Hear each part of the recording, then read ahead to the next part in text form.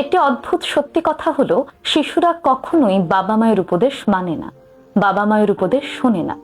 বিশ্বাস করুন, আপনার শিশু কখনো আপনার কথা শুনবে না। সে আপনাকে দেখবে, আপনাকে দেখে দেখে সে শিখবে। সে আপনার উপদেশ শুনে শিখবে না। আপনি যেমন, সে ঠিক তেমন হবে। আপনি যেমন আচরণ করেন, সে ওই জিনিসগুলো দেখে শিখে শিখে ঠিক তেমন আচরণ করা শিখবে।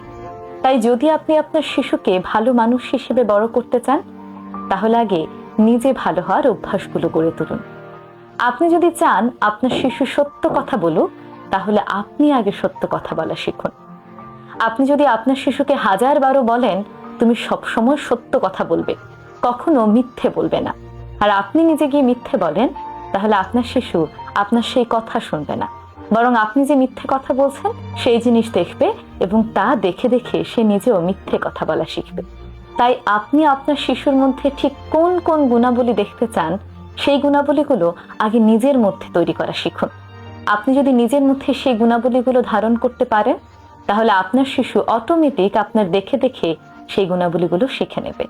তাই শিশুরা কখনো আপনার কথা শোনে না, বরং আপনাকে দেখে।